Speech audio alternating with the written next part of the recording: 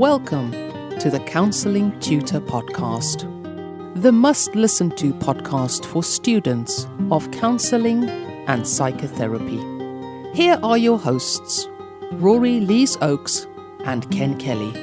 Hi, I'm Rory, and as always, with me is Ken. How are you, Ken? Exceptionally well, Rory. So glad to be here. Thank you for tuning in to the Counselling Tutor Podcast. This is episode 140. We have 3 topics of discussion today, starting off with speaking about anti-discriminatory practice.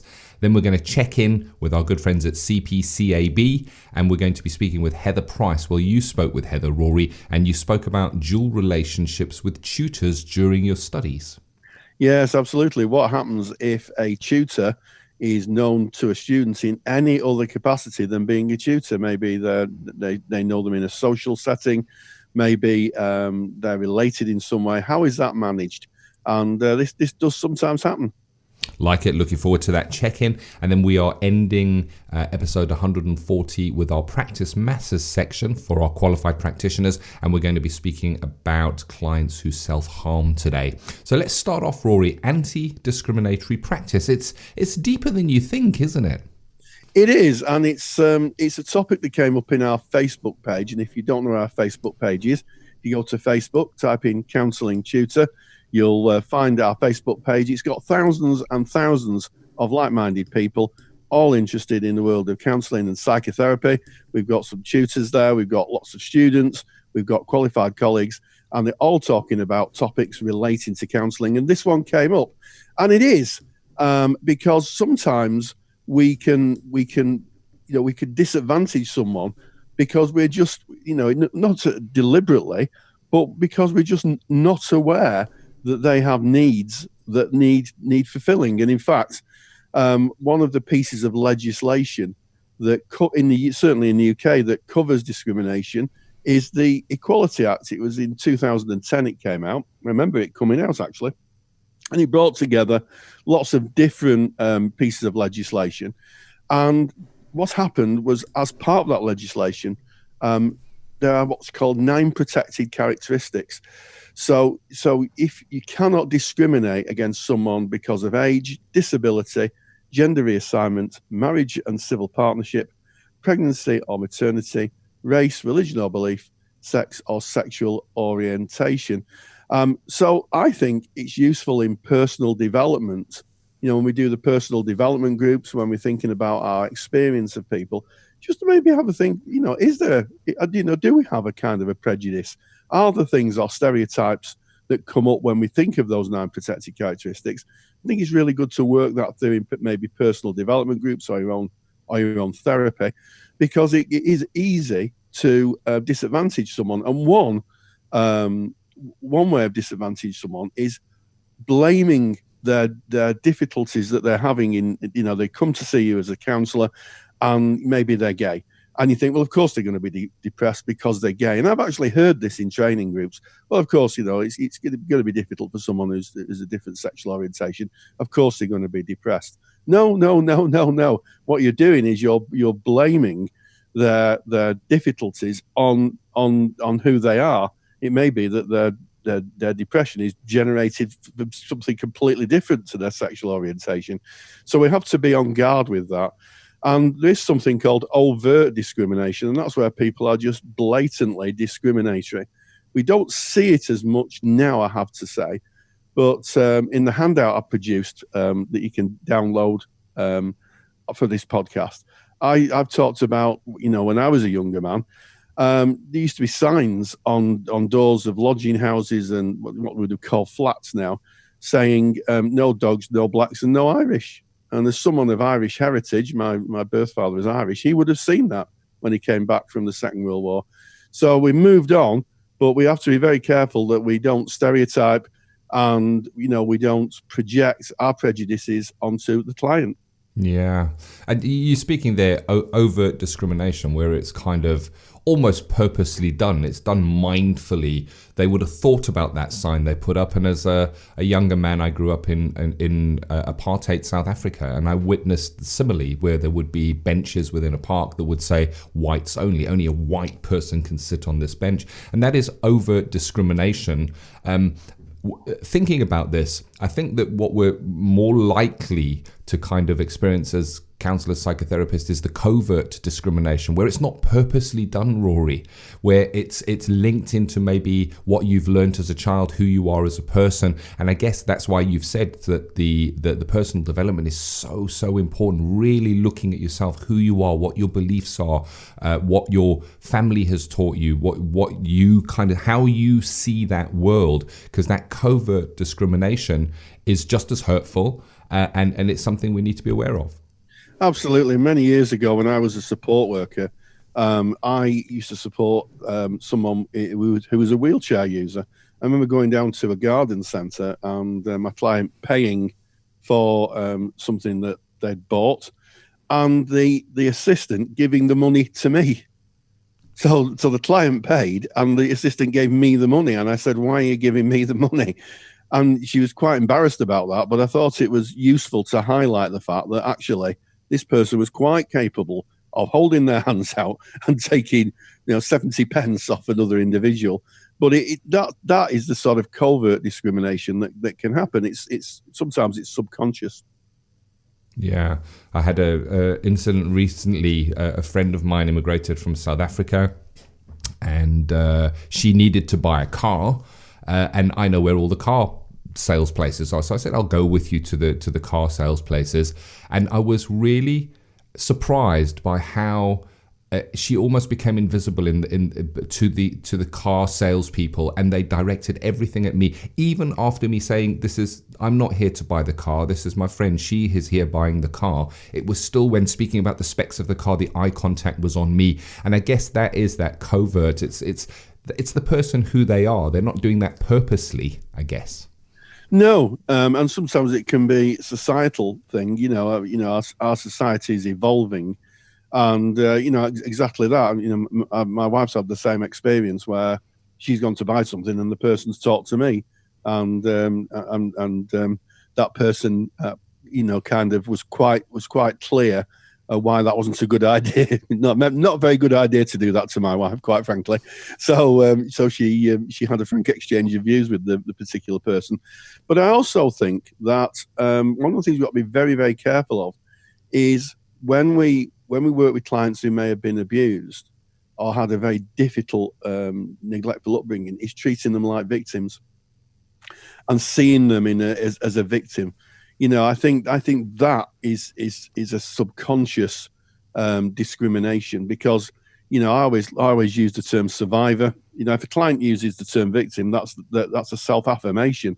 But I think you have to be very, very careful that you don't have a mindset that because you see someone, you automatically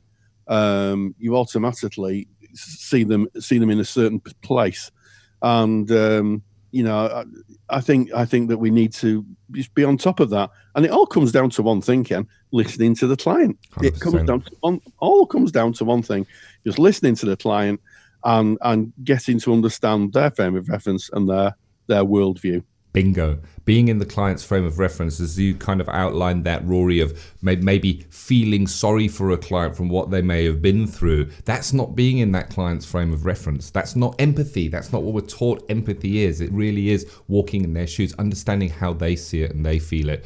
I look back to my own practice. When I first went into private practice, I put up my adverts and I built my website, and I operated my private practice from a room in my home.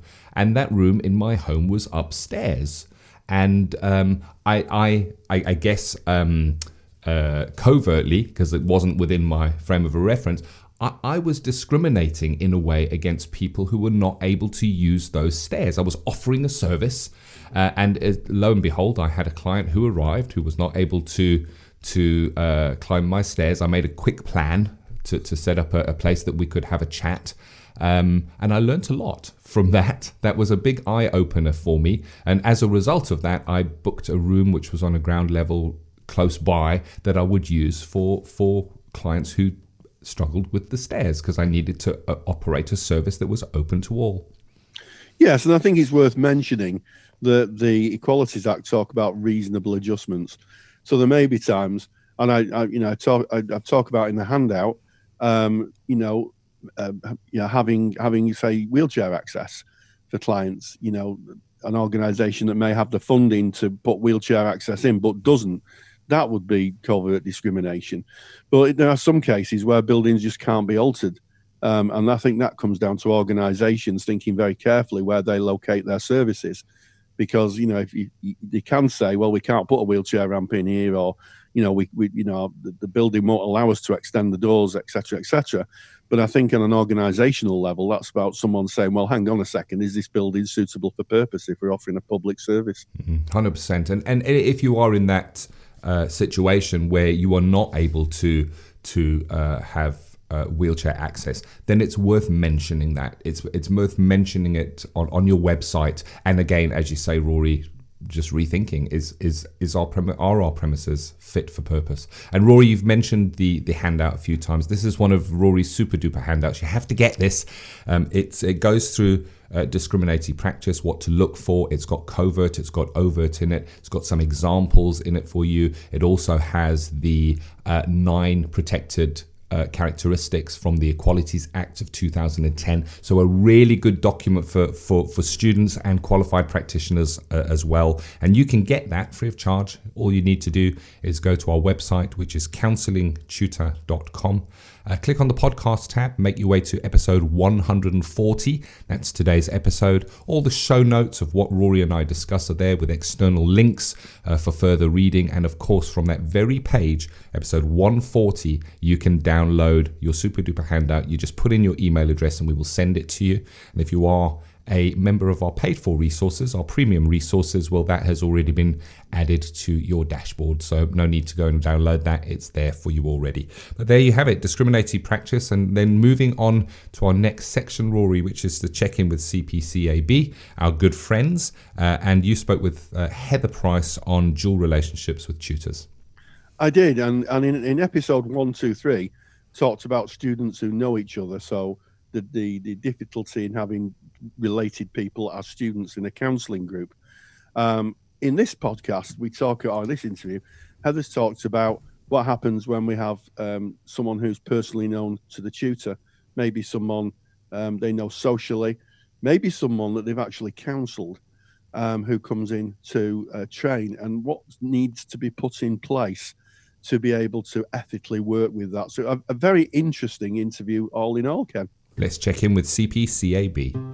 Check in with CPCAB. And we welcome Heather back. And Heather's going to be talking about quite an interesting topic, I think. And that is dual relationships with tutors.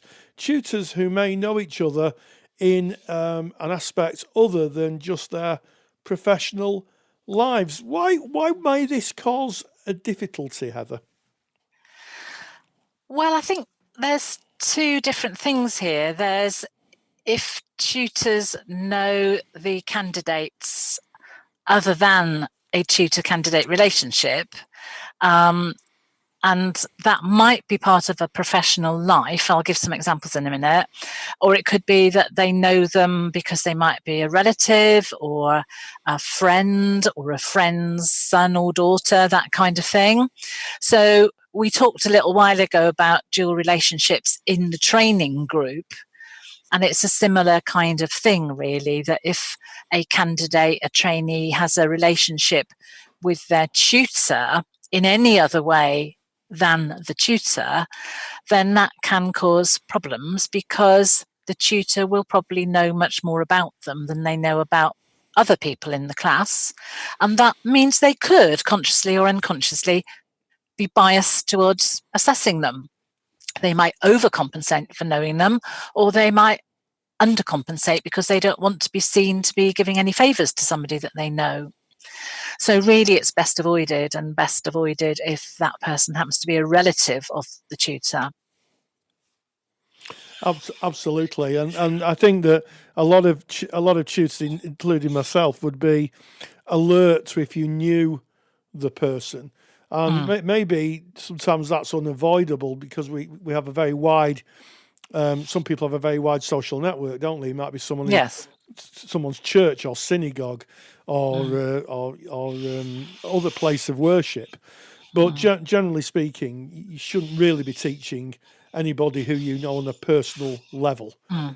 That's right. And I guess usually it would be picked up at interview, where if the tutor recognises that they know someone in front of them who's applying for one of their courses that they're teaching on, then they're going to flag that up at that point, and hopefully the trainee would flag that up as well. But they may not always, or they might be interviewed by somebody who doesn't end up being their tutor on their chosen programme. So things can slip through, but they need to be dealt with very early on in the course. And it might mean sometimes that a candidate has to swap groups. If there's an alternative group running on a different day or evening instead of a day or something, that might be possible. Otherwise, that's not good really from an assessment point of view.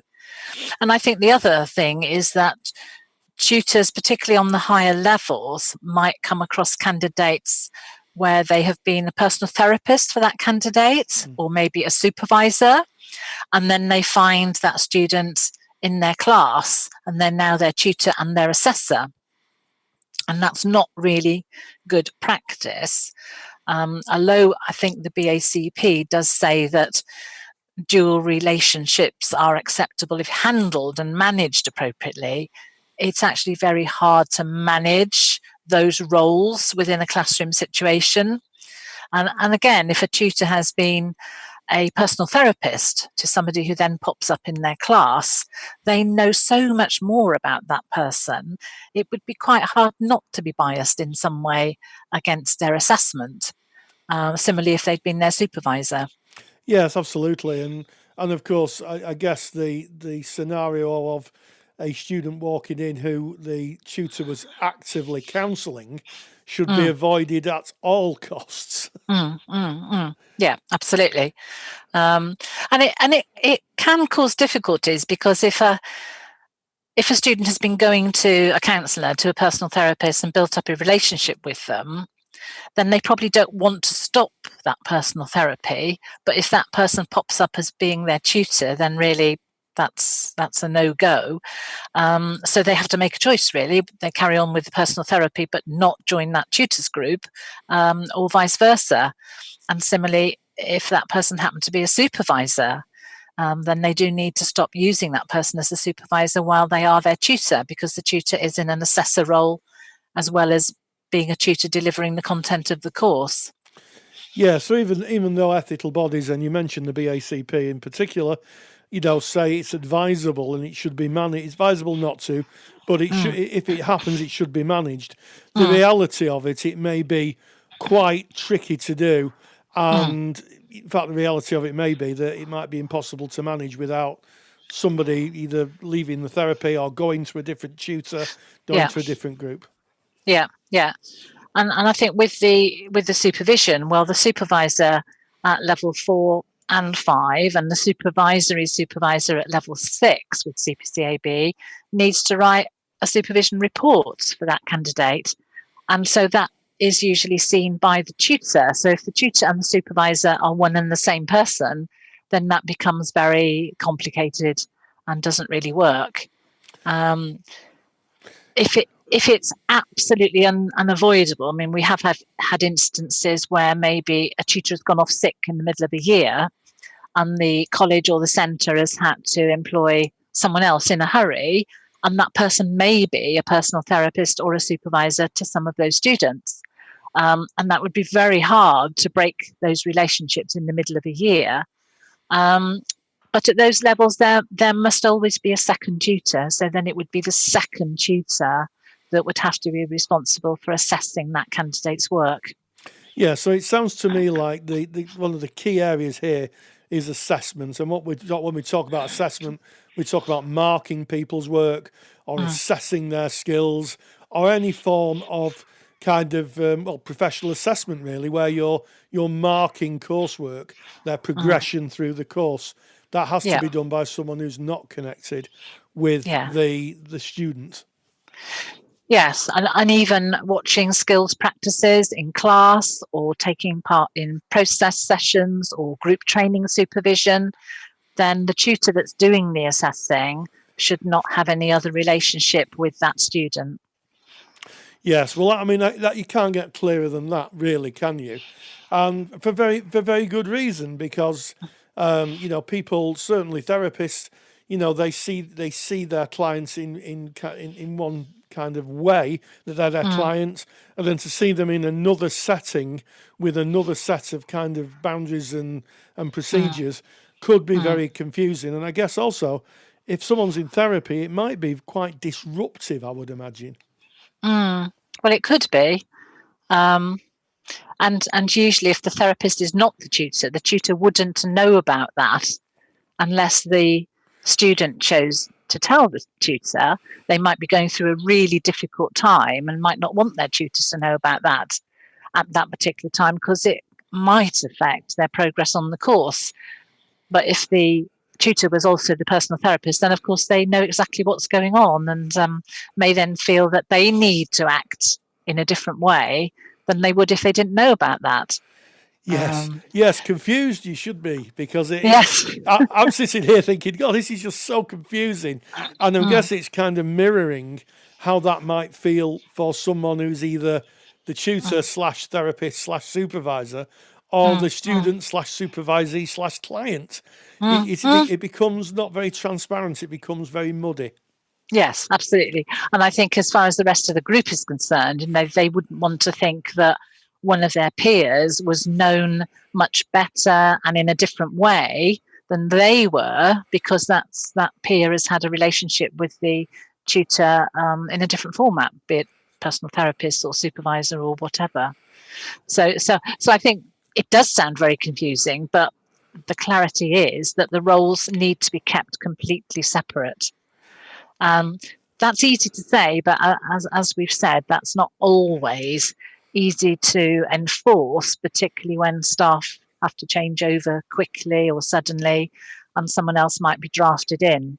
But then their duty really is to tell us what's happening and tell us how they're going to manage it, and then we can give it the okay or say, oh, well, no, actually, this isn't going to work. Perhaps you need to consider a different member of staff.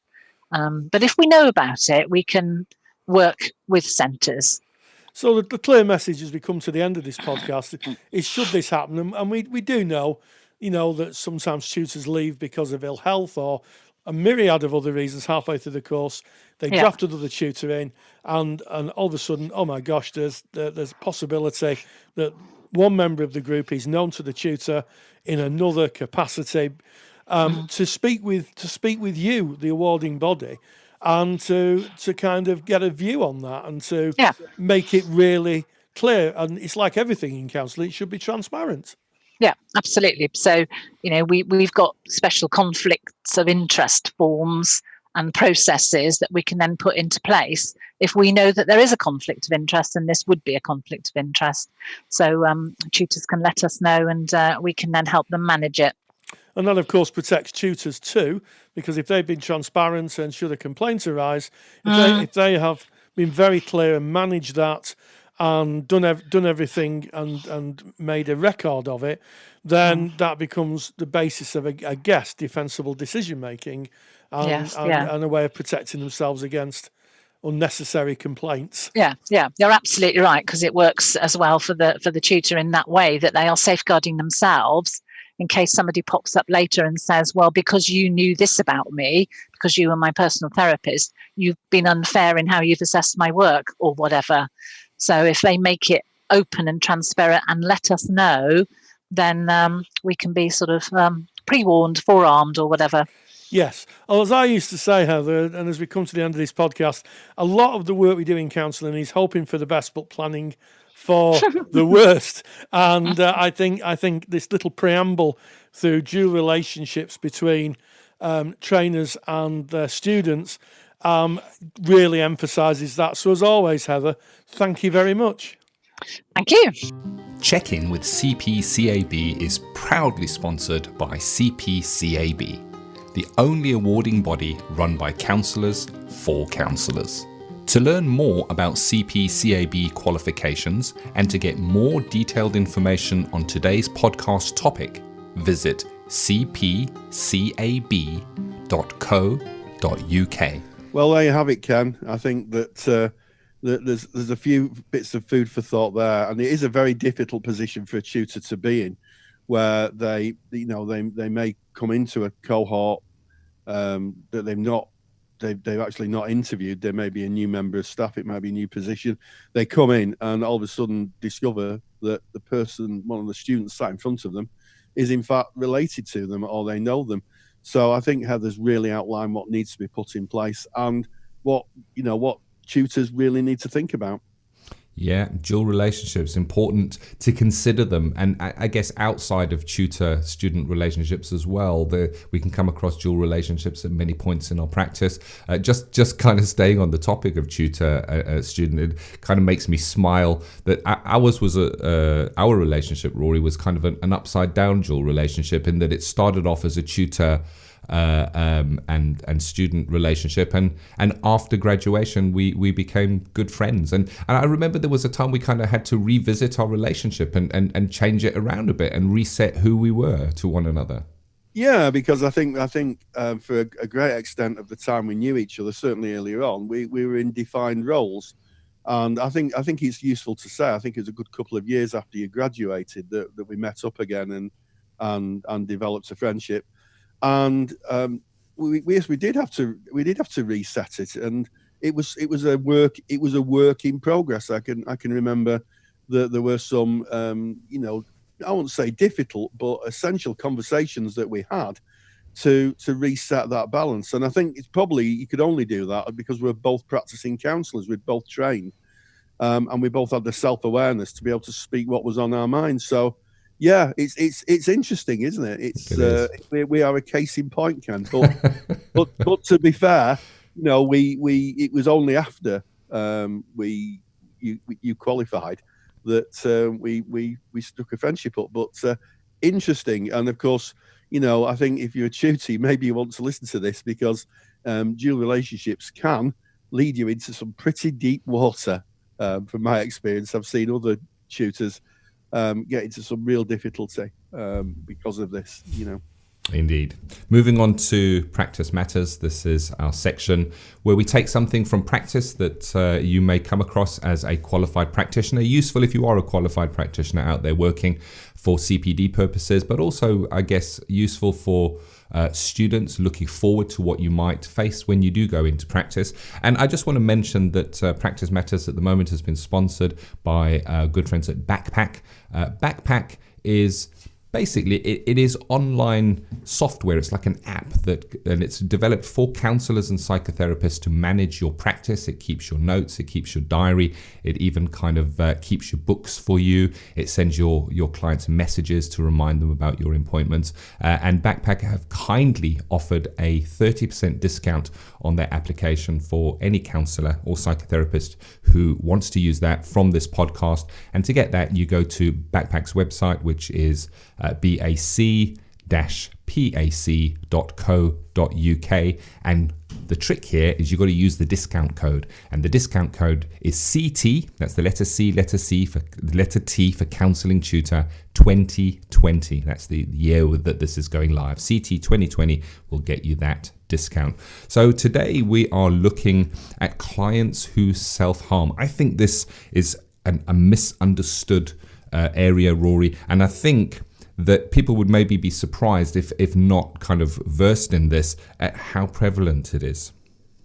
Yes, and I think that if you asked a majority of the population what was self-harm, they may very well speak about the usual suspects, maybe people who cut themselves or burn themselves, or somehow harm themselves by defacing their bodies, and that would be true. But actually, self-harm could be quite subtle.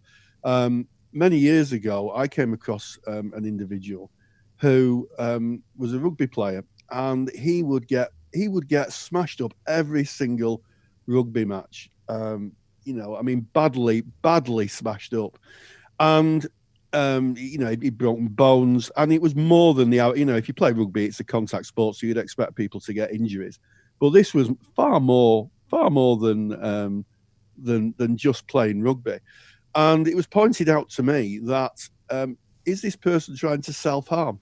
Were they deliberately getting other people to hurt them as a form of self-harm. And when this was brought up, very interestingly, that was the case. The self-harm, the person was using the rugby team as a proxies to help them self-harm. Wow. So sometimes it's not that obvious. Yeah. As you mentioned, Rory, there's so many variants of self-harm. And it's really interesting. I came across it, I guess, I had an awareness of self-harm, but I came across it in a more real way when I was working in a college and I had clients that were presented with that. And I very quickly realized I needed to go and do some continuing professional development. I needed to go and sharpen my knowledge in this area. And thinking back to when I was at school, and that was many, many years ago when things were still in black and white, Rory. And it was not something that I came across when I was in school. It wasn't spoken about. It wasn't something that was visual to me. But it's really interesting speaking to my daughter. She's now 16. She's in college. And it's something that she is aware of and something that she reports seeing around her quite a lot. And I don't know if that is that there has been an increase, because I haven't looked at the research, or if it is just more openly spoken about now. Well, I think it's interesting. I too went to school in black and white days, and yes, and to what I refer to as my school as the Martin Bormann Comprehensive, and it was happening then. I can remember seeing a lad who came along and he would rub the skin off his knuckles with his thumb. Now that must have been massively painful. He went through every single knuckle. And he was obviously, thinking back now, he was just a bit of a scary character as a child. But thinking about it now, he was obviously self-harming. And I think it did go on. I think it was just that people didn't realise in those days what self-harm was. And self-harm can, as I said, it can take lots of different kind of paths. One of them is things like substance misuse, drug taking, and one of the more, and I use the term thoughtfully, popular ways of young people self-harming is taking poisons. And I came across that at least one in my college when I was a school counsellor. And what is even more concerning is there are websites. So if you're a parent listening to this, there are websites that promote self-harm. And at least in one case, I came across somebody who was cutting themselves and running quite deeply and then running the cut under hot water so the blood wouldn't coagulate, excuse me. And of course, that is a certain road to bleeding to death. So, the areas of confidentiality needed to be quite clear when working with young people because, you could be dealing with life and death situations. Thankfully, that person was okay. But yes, self-harm, and a lot of people think that self-harm is, or don't really understand the mechanisms of it. The reason that people self-harm is the pain, the physical pain they go through masks the emotional pain that they're experiencing. They're using it to literally block out the emotional pain. And I think a lot of people really don't understand that. And very often the physical pain that is being kind of self-administered, there is a control over that, where the emotional pain, very often there is no control. It might be a family environment, it might be a college environment or a friend environment where they feel that they're not able to control it, that the pain has been inflicted without their consent in a way. Whereas when I self-harm, that is me doing it, I have full control over that. And I think it's really important to say here that self-harm is not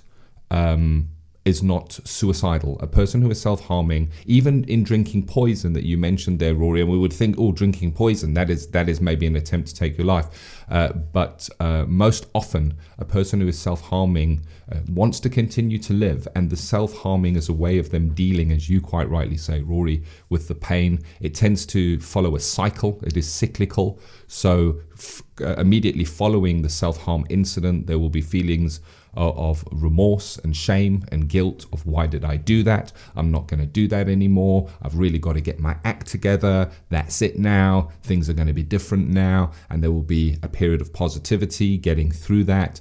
And then slowly, as the person kind of is resubmitted to the stresses, it kind of works its way back in to them eventually self-harming again, and then finding themselves in that real self-defeating cycle. It's a horrible place to be. And as counsellors, we need to be empathic and we need to be understanding. You mentioned confidentiality, Rory, and we need to be really careful with how we work with the confidentiality. We need to keep the safety of the client at the foremost. But I guess paralleling that, we don't want to be rushing out and breaking confidentiality every time somebody says that they're self-harming, because it can escalate that. We want to show understanding and let it be a safe place that they can at least bring that information. And it's a difficult tightrope to walk, this one, and that's why training is absolutely essential. This is not something you can make up and busk on the fly. And Rory, you made a lecture on this, which is available in our Qualified Practitioners lecture library. Yeah, I did. I brought together all the training I've done over the years and produced a 1-hour lecture, kind of outlining self-harm, outlining ways of working with it, and also exactly what you say, Ken, that people who self-harm aren't necessarily trying to take their own life. And I think that's really, really important, because when, certainly for practitioners who've not come across self-harm, that could be students, it could even be qualified colleagues. I've known qualified colleagues who've been practicing for years who've never come across someone who's self-harmed.